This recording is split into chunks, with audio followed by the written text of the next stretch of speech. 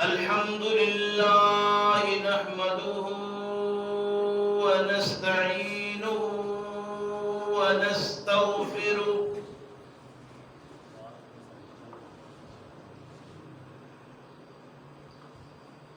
ونعوذ بالله من شرور أنفسنا ومن سيئات أعمالنا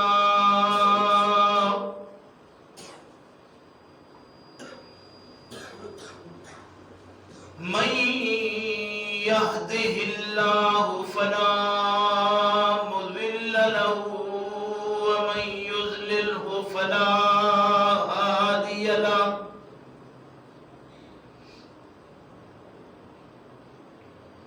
ونشهد أن لا إله إلا الله وحده لا شريك له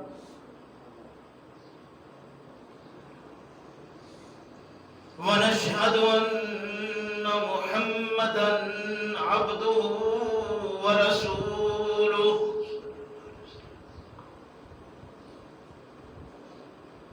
أما بعد فإن خير الحديث كتاب الله وخير الهدي هدي محمد صلى الله عليه وسلم وشر الأمور محدثاتها وكل محدثة بدعة وكل بدعة ضلالة وكل ضلالة في النار فأعوذ بالله من الشيطان الرجيم بسم الله الرحمن الرحيم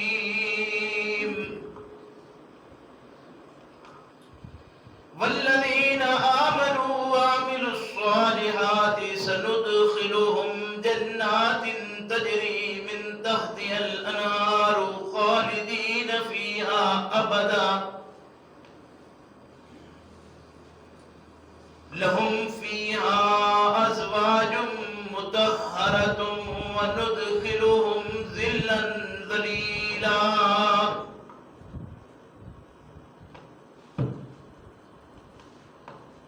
إن الله يأمركم أن تؤدوا الأمانات إلى أهلها وإذا حكمتم بين الناس أن تحكموا بالعدل إن الله نعم ما يعظكم به إن الله كان سميعا بصيرا يا أيها الذين آمنوا أطيعوا الله وأطيعوا الرسول وأولي الأمر منكم فإن تنازعتم في شيء فردوه إلى الله والرسول إن كنتم تؤمنون بالله واليوم الآخر ذلك خير وأحسن تأويلا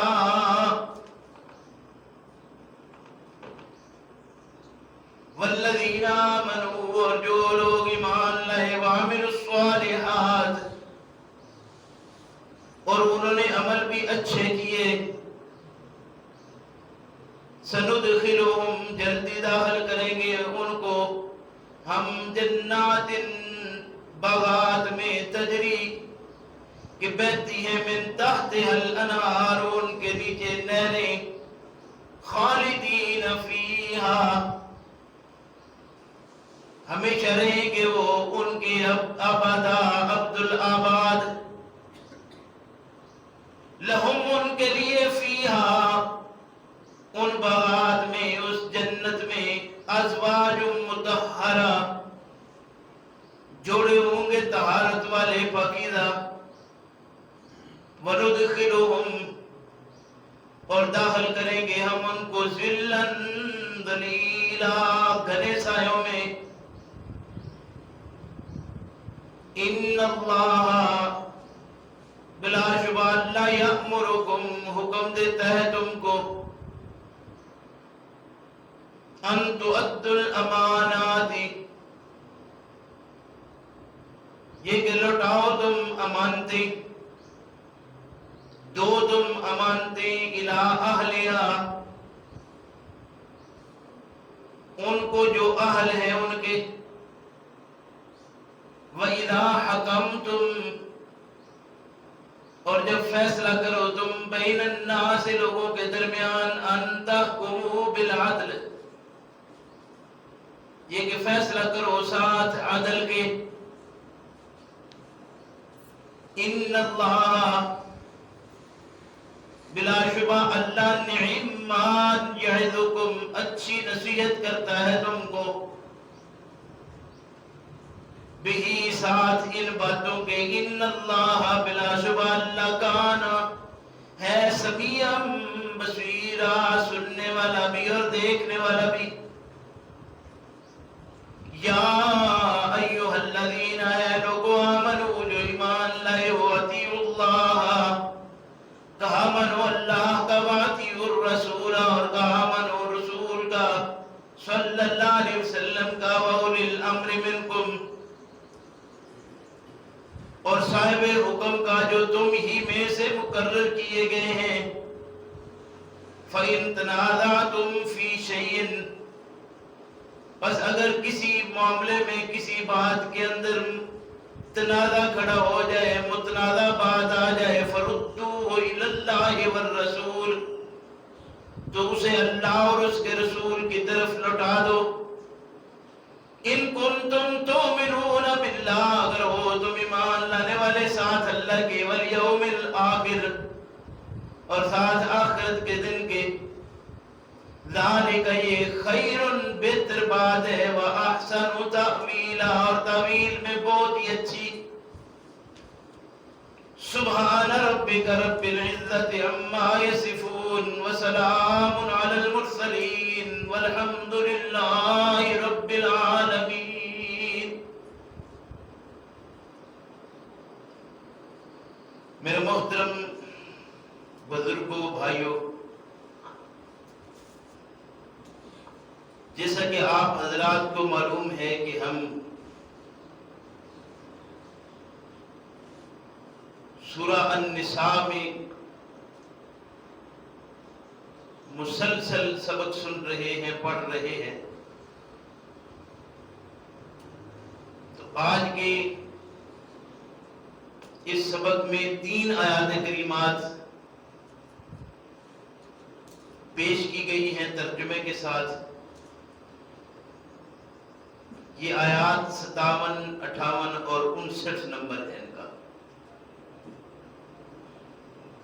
اللہ رب کریم سے دعا ہے کہ اللہ ہم سب کو اپنی اس کتاب کو صحیح معنوں میں سمجھنے کی توفیق عطا فرمائے اور سمجھ لینے کے بعد اپنی زندگی کو اس کے مطابق بنانے کی ہم کوشش کریں. کیونکہ اللہ رب کریم نے جو نتائج رکھے ہیں وہ ہر عمل کے ساتھ نتھی کر دیے ہوئے ہیں. وہ کسی بات کا بھی صرف اقرار کفایت نہیں کرتا جب تک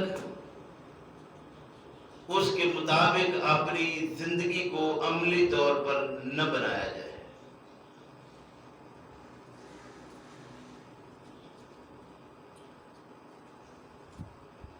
یہود کی گمراہیاں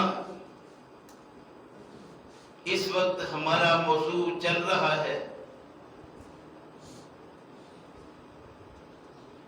اور مقصود یہ ہے کہ ہم اپنی اصلاح کر لیں. کہیں وہی کام جو انہوں نے کر کے اپنے آپ کو تباہی کی طرف پھینک دیا وہی سلسلہ ہمارا نہ بن جائے.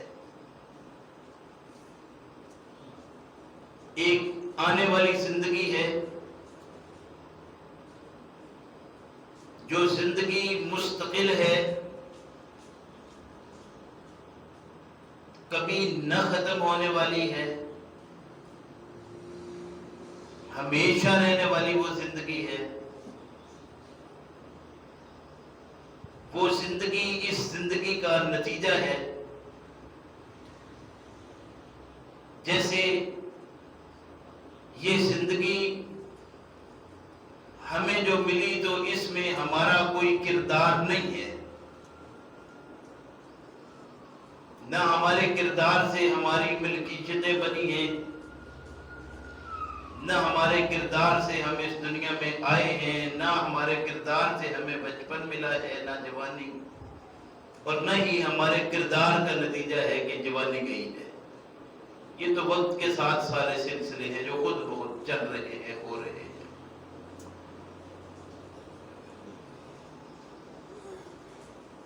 اس زندگی کا اختتام اور اگلی زندگی کا جو شروع ہے، اس میں دو چیزوں کی وضاحت کی گئی ہے کہ نتیجہ ہے اس کے اندر یا تو آپ کے اعمال اچھے ہیں تو نتیجہ اس کو مستقل جنت کی شکل میں، یا اعمال اچھے نہیں ہوئے تو نتیجہ مستقل جہنم کی شکل میں۔ عذاب الہی کی مختلف کیفیتیں قرآن کریم کے اندر بیان کی گئی ہیں، اور ان میں سے بہت ساری کیفیات ایسی ہیں جو ہم پچھلے اسباق میں سن چکے ہیں، اور خصوصاً جو پچھلا جمعہ تھا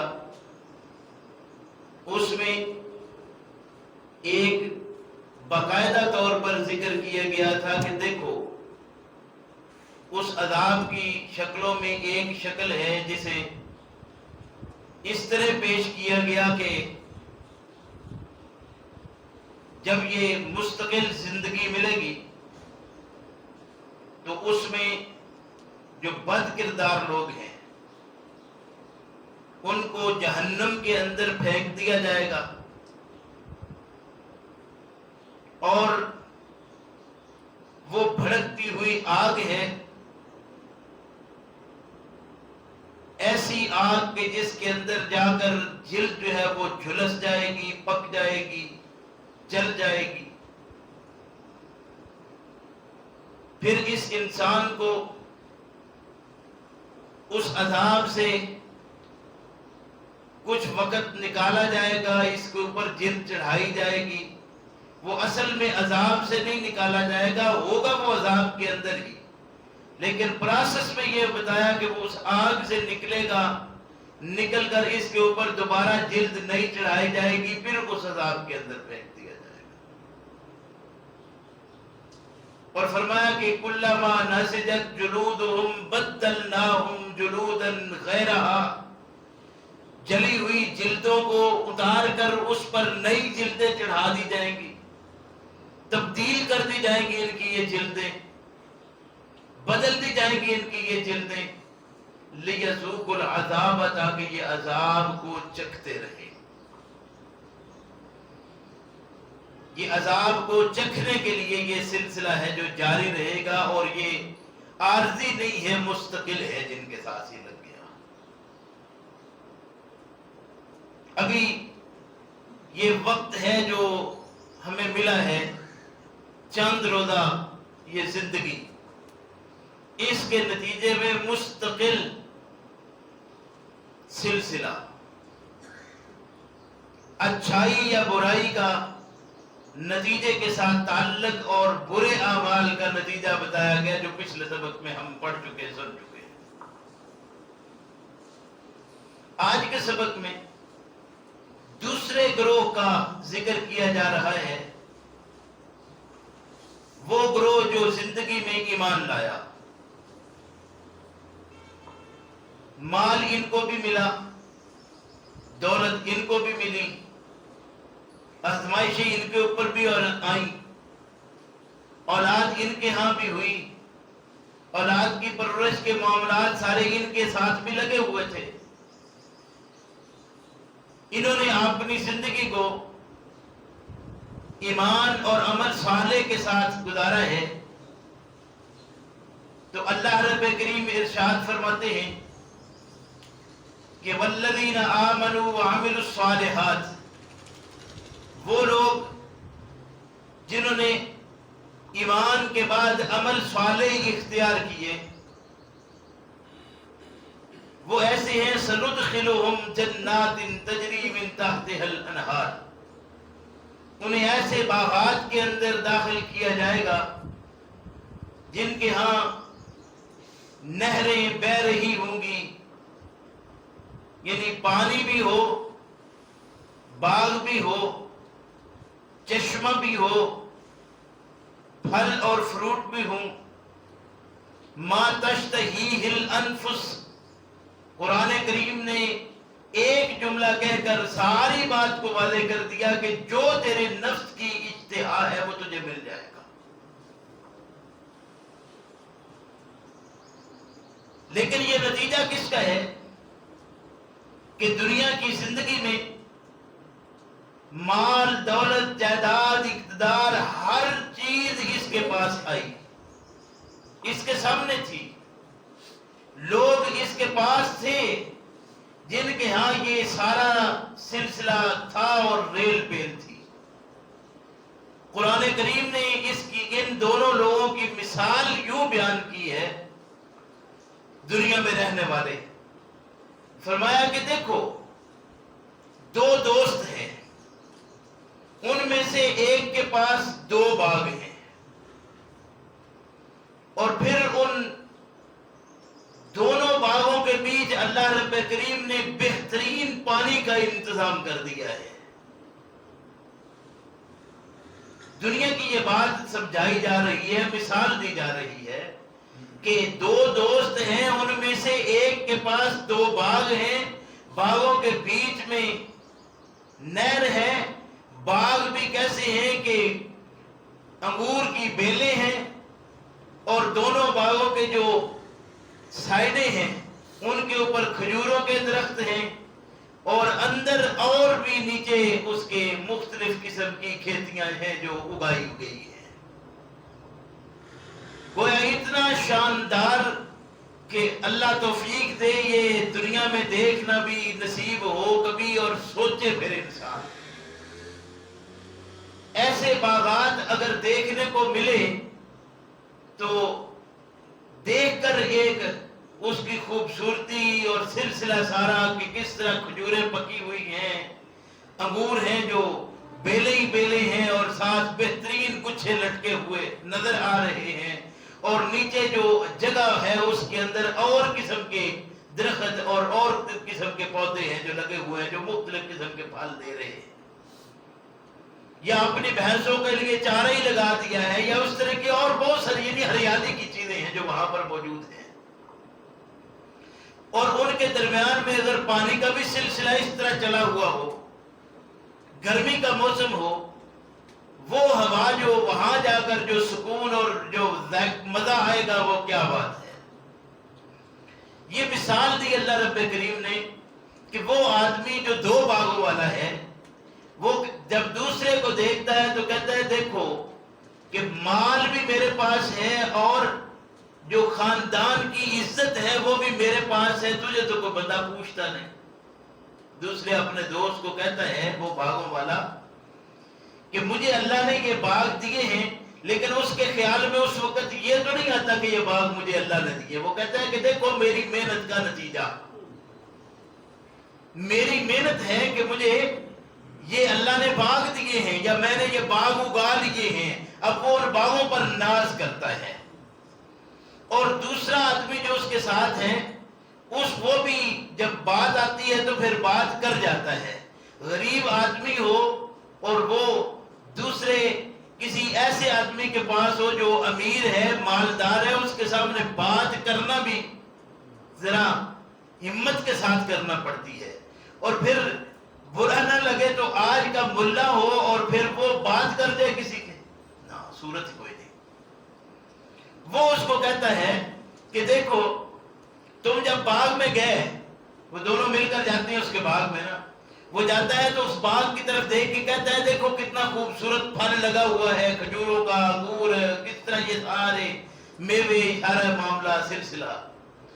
تو وہ دوسرا اس کو کہتا ہے کہ دیکھو تم نے اتنا کچھ یہ دیکھا باغوں کے اندر اور بڑا خوش ہے اور ناز کرتا ہے، ذرا خیال کر اپنی یہ جان کے اوپر، جسم کے اوپر، یہ تجھے عطا کس نے کیا؟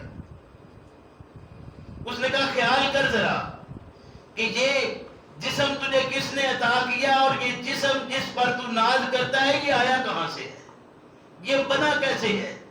ذرا خیال کر اپنی تخلیق کے اوپر کہ تو پیدا کیسے ہوا ہے، ذرا غور کر کے تو ہے کیا؟ آج تو اس باغ پر اتنا ناز کر رہا ہے، یہ باغ کیا چیز ہے اس کے مقابلے میں جو اللہ رب کریم نے تجھے یہ جان بخشی ہے، تجھے یہ آج فربا جسم دیا ہے، تجھے جو اللہ رب کریم نے یہ آنکھیں دی ہیں، یہ ناک دی ہے، یہ کان دیے ہیں، یہ ٹانگیں دی ہیں، ہاتھ دیے ہیں، پاؤں دیے ہیں، یہ تیرا سارا اندر کا سسٹم جو چل رہا ہے، یہ سارا بنانے والا کون ہے؟ اس کے اوپر خیال کر.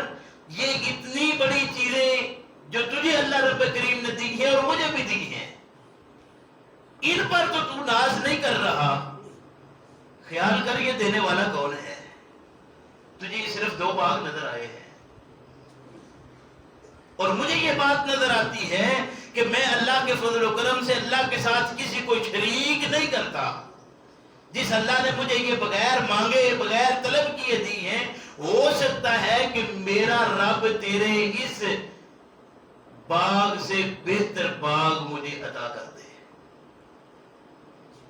اب یہ کس کو ملنے والے ہیں؟ ذرا خیال تو کیجیے. ابھی تجھے تو دنیا میں ملے ہیں جو عارضی ہے، مستقل ہی نہیں ہے. یہ دنیا ختم ہوگی تو باغ. اس نے کہا مجھے تو یقین ہے اس بات کا کہ یہ باغ ختم نہیں ہوں گے. اس نے کہا ٹھیک ہے، تجھے یہ یقین ہے باغ ختم نہیں ہوں گے، اپنا بھی یقین ہے کہ ختم نہیں ہوگا، تجھے تو ختم ہو جانا ہے. جب تو ہی نہیں ہوگا تو باغ تیرے ہیں. یہ جن کے اوپر تو سمجھتا ہے نا کہ یہ مستقل ہیں، یہ باغ اگر مستقل تیرے رہ بھی گئے تو ہی مستقل نہیں ہے. باغ تیرے مستقل رہیں گے تو کس کام کے؟ جب تو نہیں ہوگا تو یہ تیرے نہیں ہوں گے. جب تیرے نہیں ہوں گے، تو نہیں ہوگا تو یہ. ہاں مجھے امید کرتا ہوں کہ میرا اللہ اس سے بہتر باغ عطا کرے گا جو مستقل ہوں گے. سورہ القحف ہے. اگر اللہ توفیق دے، پیغمبر اسلام صلی اللہ علیہ وسلم نے ارشاد فرمایا کہ ہر جمعے کو یہ سورہ القحف پڑھا کرو، اور ہم اسے ثواب کے لیے پڑھتے ہیں. یہ ابھی ایک رکوع کا کچھ حصہ ہے جو میں عرض کر رہا ہوں. اللہ توفیق دے اس پورے مضمون کو اگر پڑھا جائے صحیح معنوں میں ہر جمعے کو، تو کیا خیال ہے آپ کا؟ اچھا، نماز ہم پڑھتے ہیں فجر. فجر کی نماز میں پیغمبر اسلام صلی اللہ علیہ وسلم پسند فرماتے جمعے کے دن پہلی رکعت میں الف لام میم سجدہ 21واں پارہ، اور دوسری رکعت میں سورہ دہر هل اتى على الانسان حين من الدهر لم يكن شيئا مذكورا انا خلقنا الانسان من نطفة امشاج نبتليه فجعلناه سميعا بصيرا. 2 صورتیں ہیں یہ. ان دونوں صورتوں کو اگر انسان اس وقت سوچ کر پڑھے سنے،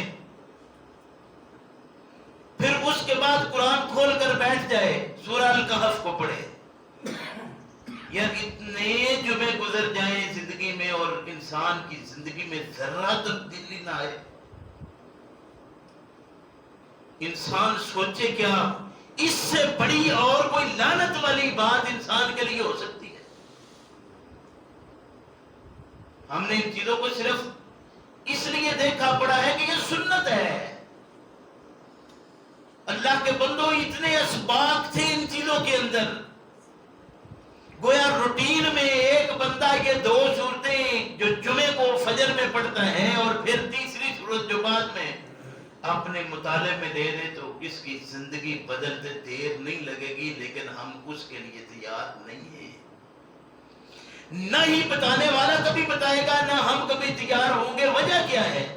وجہ صرف یہ ہے کہ بتانے سے زندگیاں بدلے گی، اور زندگی بدل گئی تو حالات بدل جائیں گے، حالات بدلیں گے تو میرا دھندا کدھر گیا۔ اصل چیز یہ تھی نا کہ میرا دھندا کدھر گیا۔ جب میرا دھندا ہی ختم ہو جائے گا تو کون ہے معاشرے میں جو اپنے دھندے کو ٹانگ مار کے اپنے پاؤں پر کلاڑی مار کے چلا جائے؟ یہ کبھی نہیں کرے گا۔ لیکن میں ان روایات کو چونکہ اس طرح ہی پڑھ کے بیان کرتا ہوں تو لوگ کہتے ہیں کہ یہ تو دیکھو یہ حدیث کوئی نہیں مانتا، اور کس طرح مانا جائے آخر؟ وہ ہمارے ایک دوست تھے، ایسی ضمنی بات ہے، دوست تھے، وہ کہتے ہیں کہ دیکھو یہ معروف کر دیا انہوں نے کہ مر گیا مردود نہ فاتحہ نہ درود، کیونکہ یہ بعد میں کتنے کے 10 دن تو آپ روٹین میں بیٹھتے ہیں نا، جب بھی کوئی فوت ہو جائے تو 10 دن پیچھے کم سے کم وہ بیٹھا جاتا ہے، جی آتا ہے جی دعا کریں جی فاتحہ پڑھیں جی، روٹین ہے۔ تو ہمارے ہاں یہ بات معروف کر دی، مر گیا مردود نہ فاتحہ نہ درود۔ اس نے کہا اللہ کے بندوں کبھی سوچا آپ نے کہ فاتحہ تو ہر نماز کا حصہ ہے؟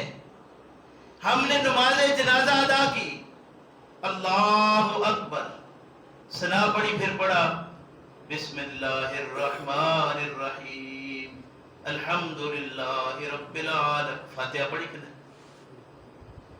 پھر درود ابراہیمی پڑھا ہم نے، اللہم صلی علی محمد وعلی آل محمد کما صلیت علی ابراہیم وعلی آل ابراہیم انک حمید مجید، اللہم بارک علی محمد، درود ابراہیمی پڑھا۔ آپ نے کیا پڑھا؟ اللہم صلی علی محمد وعلی آل محمد کما صلیت وسلمت ورحمت وترحمت، وہ پتہ نہیں آگے کیا کیا ساتھ شام کدھر سے آیا وہ درود تو ہم نے پڑھا۔ فاتحہ بھی ہماری ہوئی، درود بھی ہمارا ہوا، تو مردود کون ہوا؟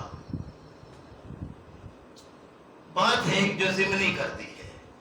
مقصود یہ تھا کہ جو اصل چیز ہے اس سے ہم ہٹ گئے اور بناوٹی چیز کے اوپر۔ اچھا پھر اگلی بات ہے، پہلے اعلان کیا کہ یہ جنازہ ہے نا، تو کہا کہ دعائیں واسطے حاضر اس میت دے، دعا کی جمع پڑھا گیا، اللہم اغفر لحینا و میتنا و شاہدنا و غائبنا و صغیرنا، ایک جملہ بھی اس کے لیے نہیں، دھوکہ اور فراڈ اس کے اور کیا ہے سارا، یعنی ایک جملہ بھی اس کے لیے اللہم اغفر لہو ورحمہ وعافہ واعف عنہ، ایک ایک جملہ اس کے لیے تھا، یہ نہیں اللہم اغفر لحینا بتایا باقاعدہ، بھائی دھوکہ سارا کر دیا، اور پھر کہا گیا کہ یہ نہیں مانتے،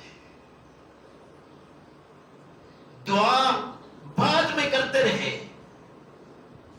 اذا جاء احدکم من المیت فاخلصوا له الدعاء، سارے حدیث ہی پڑھیں گے، پھر کہیں گے کہ جب میت پر آؤ جنازہ پڑھو بعد میں دعا کرو، انا للہ و انا الیہ راجعون۔ بھائی آئے کس لیے ہو؟ وہ تو دعا کرنے کے لیے آپ آئے ہو، کھڑے ہوئے اللہ کے سامنے، اس میں فاتحہ بھی پڑھو صحیح، درود بھی پڑھو صحیح، پھر دعا بھی پڑھو میت کے لیے جو صحیح، تو پھر دیکھو اللہ کے فضل و کرم سے تمہارے ہاں بھی کچھ تبدیلی آتی ہے۔ یہ عرض کر رہا ہوں اس لیے کہ ہمارے حالات سارے اور ہو گئے ہیں۔ وہ دونوں ساتھی آپس میں گفتگو کرتے ہیں، وہ کہتے ہیں ہو سکتا ہے کہ اس سے بہتر مجھے رب باغ عطا کر دے جو تیرے خیال میں ہے۔ فرمائے والذین آمنوا وعملوا الصالحات سندخلهم جنات تجری من تحتها الانہار، ہو سکتا ہے کہ میرا رب مجھے اس سے بہتر باغ عطا کر دے جن کے نیچے نہریں بھی بہہ رہی ہوں۔ خالدین فیہا، یہ تیرا باغ بھی عارضی، تو بھی عارضی، یہ زندگی عارضی۔ فرمایا خالدین فیہا، شاید ہو سکتا ہے کہ وہ جو مجھے ملے وہ ہمیشہ رہنے والا ہو، زندگی بھی ہمیشہ، باغ بھی ہمیشہ، نہر بھی ہمیشہ، تو وہ بہتر ہے یا عارضی؟ تو فیصلہ کر لو کہ کس نے اپنے لیے بہتر چناؤ کیا ہے۔ فرمایا کہ خالدین فیہا، ہی نہیں صرف آبادا، عبد الآباد، مستقل۔ فرمایا کہ لہم فیہا ازواج مطہرہ۔ اب اسی کے اوپر بیان کرنے سننے ہوں تو مولانا طارق جمیل کو سن لیجیے، بڑے بڑے شاندار بیان آئے گے آپ کے۔ اللہ توفیق دے۔ ازواج کا ترجمہ سب نے کر دیا بیوی، اکثریت میں یہی تھی بیویاں۔ پھر آگے سوال آیا کہ دیکھو جی عورتوں کو کیا ملے گا، پھر اس پر سوال آگے سوال، پتہ نہیں کیا کچھ لوگوں نے کہا۔ ازواج زوج کا جمع، زوج کہتے ہیں جوڑے کو، ازواج مطہرہ پاکیزہ جوڑے۔ مطہرہ طہارت، جو جسمانی طور پر بھی مطہر ہوں گے اور روحانی طور پر بھی مطہر ہوں گے۔ یہ طاہر کے لیے یہ صرف جسمانی طہارت نہیں ہے، جس کی روح بھی پاک ہو، یہ ہے مطہر۔ فرمایا ازواج مطہرۃ، وہاں جوڑے پاکیزہ، جو روحانی اور جسمانی ہر لحاظ سے پاکیزہ۔ وہ زندگی آرام کی، وہ زندگی سکون کی، وہ زندگی مستقل، وہ زندگی نہ ختم ہونے والی، جس میں فرمایا وَنُدْخِلُهُمْ ظِلًّا ظَلِيلًا، ایسے گھنے سائے وہاں پر میسر ہوں گے کہ ان کی چھاؤں میں انسان بیٹھے، تکیہ لگائے ہوئے۔ دوسرے مقام پر فرمایا آمنے سامنے تکیہ لگائے ہوئے، گویا کوئی ساتھی بات کرنے والا ہی نہ ہو۔ اس سے بڑی بھی تو کوئی بیماری نہیں ہے۔ سکون ہو، اور پھر ایسا کہ بندے بات کرنے والے بھی پاس ہوں، جو خواہش ہو وہ مل بھی جائے، جو طلب کرے وہ طبیعت سے پہلے، طلب سے پہلے اس کو دے دیا جائے، عطا کر دیا جائے۔ گھنے سائے ہوں، ایسے سائے جن کی چھاؤں میں بیٹھ کر انسان مزے لے رہا ہو، مستقل، نہ ختم ہونے والے، عبد الآباد، ہمیشہ کے لیے۔ میرے بھائی یہ الفاظ سارے ایسے ہیں، لیکن صرف کہنے کی حد تک نہیں۔ لگاؤ فتوے کہ یہ جنت کے منکر ہے، دوزخ کے منکر ہے۔ میں کہتا ہوں جنت اور دوزخ حق ہے، یہ حق ہے، نتائج ہیں آپ کے اعمال کے، کردار کے، آپ کے لیے، میرے لیے میرے عمل کا نتیجہ مجھے ملنے والا ہے۔ میرے عمل کا نتیجہ آپ کو نہیں مل سکتا، اور آپ کے عمل کا نتیجہ مجھے نہیں مل سکتا۔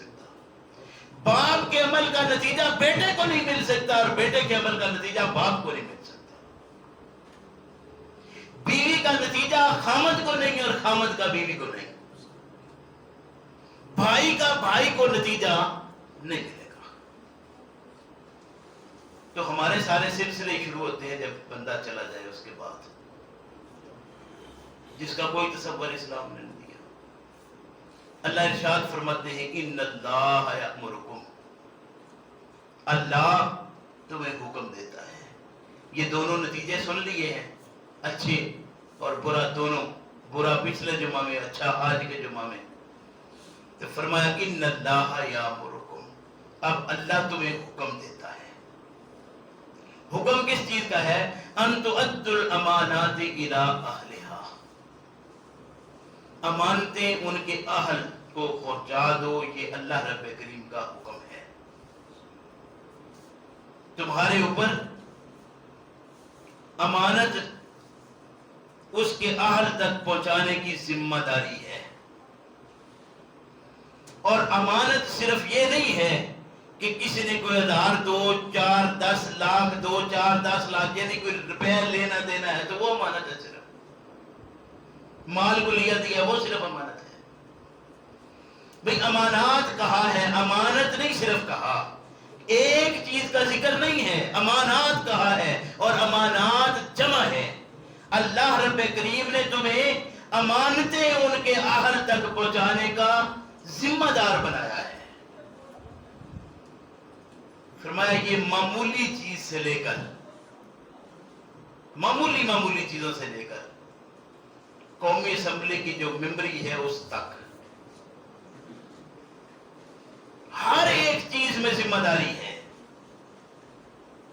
ہر عہدہ کے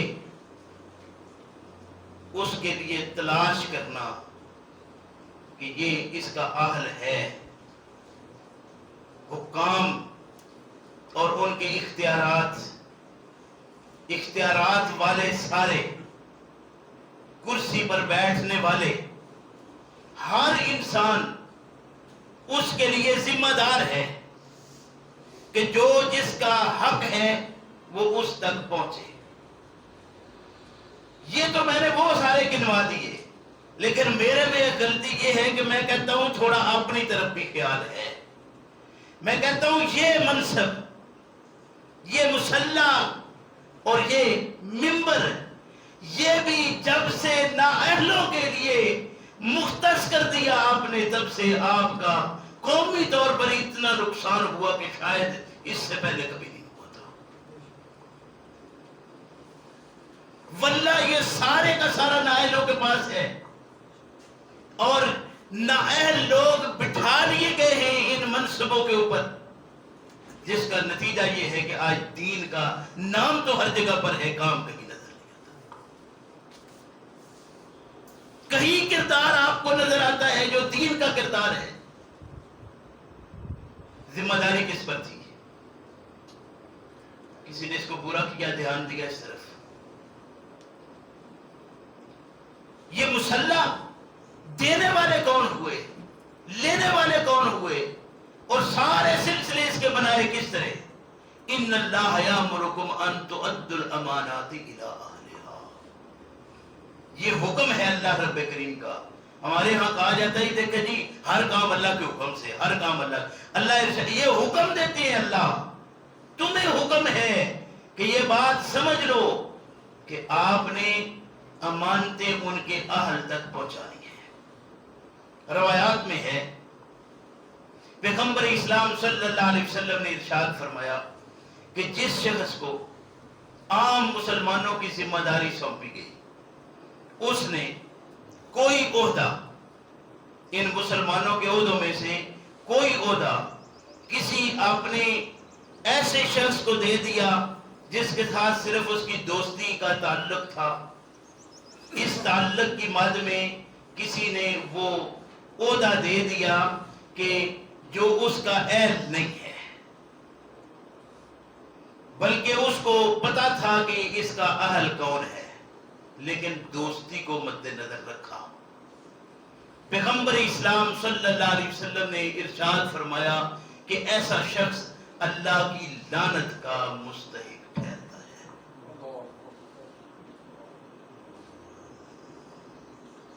بہت سخت بات ہے، ذرا سمجھ لیجئے کہ صرف دوستی، یارانہ اور تعلق دیکھ کر کسی ایسے شخص کو عہدہ دے دیا، کسی ایسے آدمی نے جو دینے کا اختیار رکھتا ہے، لیکن اہلیت نہیں تھی، دوستی تھی، تعلق تھا، کوئی گھرانہ تھا، کوئی برادری کا معاملہ تھا، کوئی پارٹی کا سلسلہ تھا، کوئی مسلک کی بات تھی، کسی شخص نے بھی کسی ایسے شخص کو جو اس کا اہل نہیں تھا، اہل سے چھوڑ کر اپنے کسی تعلق کو رکھتے ہوئے عہدہ کسی کو دے دیا، پیغمبر اسلام صلی اللہ علیہ وسلم نے ارشاد فرمایا وہ شخص اللہ کی لعنت کا مستحق ٹھہرتا ہے۔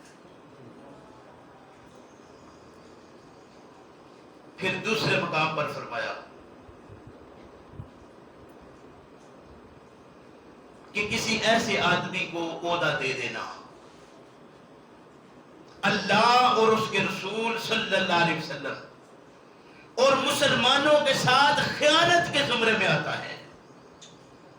وہ آدمی خائن ہے جو آدمی کسی ایسے آدمی کو عہدہ دے دے جو اس کا اہل نہ ہو، پتہ ہے کہ اس کا اہل کون ہے، لیکن خاندانی سلسلہ، برادری کا، مسلک کا، علاقے کا کوئی معاملہ اس کے آڑے آ گیا اور پھر اس نے اس سلسلے کو باوجود اس کے کہ سمجھ گیا پھر غلط ہاتھ تک پہنچا دیا، اللہ اور اس کے رسول صلی اللہ علیہ وسلم اور مسلمانوں کے ساتھ خیانت ہے۔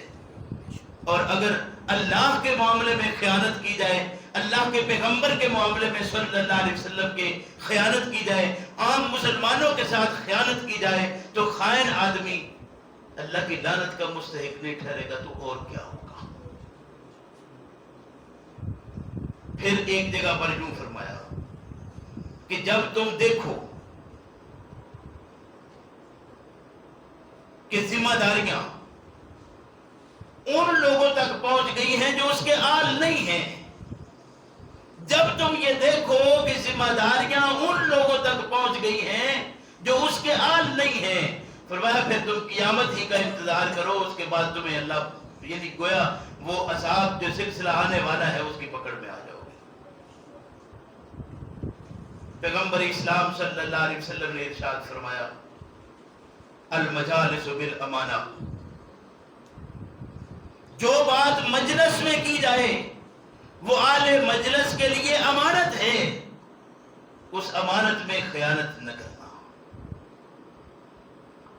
مجلسیں ان کے اندر بات چیت طے ہوئی اور پھر اس میں ان باتوں کو جن کو وہاں تک رکھنا تھا، گویا مشاورت ہے، تو مشاورت میں ادھر مشورہ کر کے باہر جا کے دوسروں کو بھی باتیں بتانا شروع کر دی تاکہ وہ آگے تیاری کر لے بھئی یہ کچھ ہو گیا ہے۔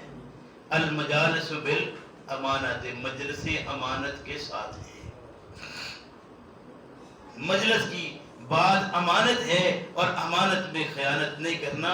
صرف یہی نہیں سمجھنا کہ کوئی 1000-2000 روپیہ ہے تو وہ نہیں لٹایا تو امانت میں خیانت بھی ہے، یا کسی نے ریٹ رکھا تھا وہ واپس نہیں کر رہا تو وہ اس میں خیانت کر رہا ہے، نہیں، بات چیت بھی ایک دوسرے کی امانت ہے۔ پھر فرمایا المستشار مؤتمن، جس سے مشورہ لیا جائے وہ مشورہ بھی اس کے ساتھ امانتاً ہوتا ہے، یعنی ایک آدمی دوسرے کے ساتھ مشورہ کرتا ہے تو مشورہ کرنے والے کا حق ہے مشورہ کرے، اور جس کے ساتھ کیا جا رہا ہے وہ اس کو امانتاً اپنے پاس رکھے۔ اللہ ارشاد ان اللہ یامرکم ان تؤدوا الامانات الی اہلها، اللہ تمہیں حکم دیتا ہے کہ امانتوں کو ان کے اہل تک پہنچاؤ۔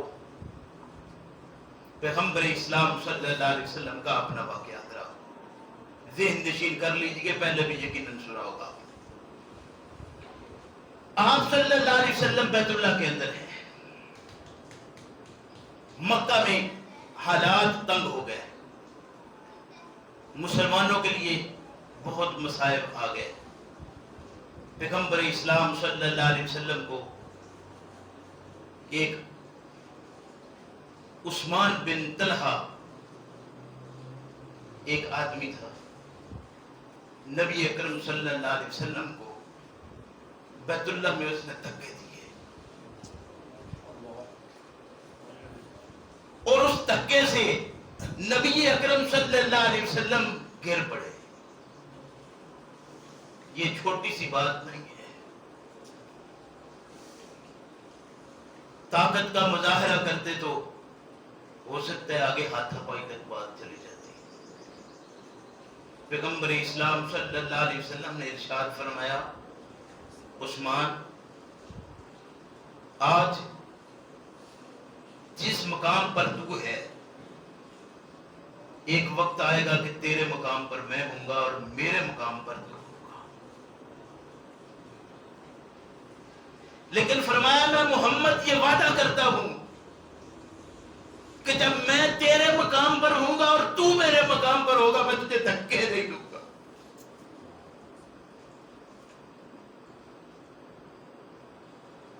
اس کے بعد ہجرت ہو گئی، مدت لگی، ایک عرصہ لگا، پھر مکہ فتح ہو گیا۔ بات تو کہنے کے لحاظ سے ایسی لگتی ہے پرانے کے، لیکن جن کے ہاں یہ سارے حالات پیش آئے ہیں وہ سمجھتے ہیں کہ صورتحال کیا بنی اور کتنا وقت کس طریقے سے گزارا۔ مکہ فتح ہوا، پیغمبر اسلام صلی اللہ علیہ وسلم بیت اللہ کے اندر پہنچے. یہ محمد فاتح ہے بیت اللہ کے. جب فتح ہو گیا تو کوئی شک رہ گیا کہ اب یہ وہ مقام نہیں ملا جو عثمان والا تھا، وہ اب طاقت پاس تھی. پیغمبر اسلام صلی اللہ علیہ وسلم نے پوچھا بیت اللہ کی چابیاں کس کے پاس ہیں؟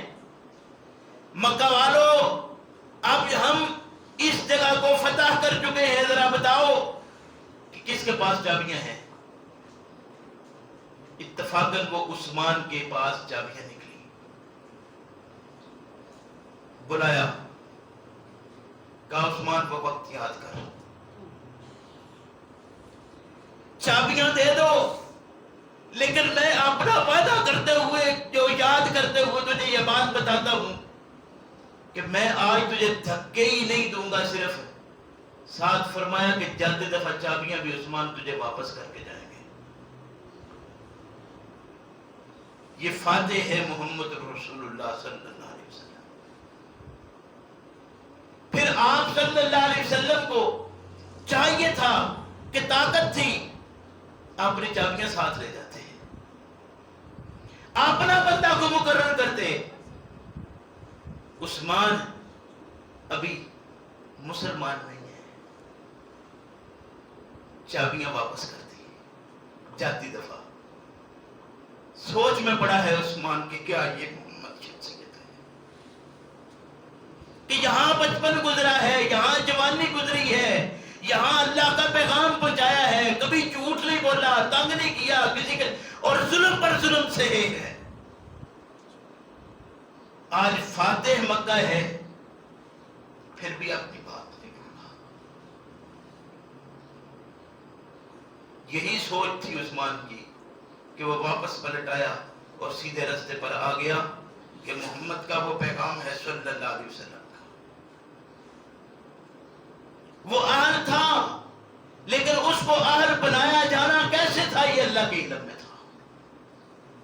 یہ اخلاق ہے محمد الرسول اللہ صلی اللہ علیہ وسلم کا کہ جس کے ساتھ وعدہ کر لیا ہے اس کو ایفا کیا ہے. یہ ہے آپ صلی اللہ علیہ وسلم کی تعلیمات.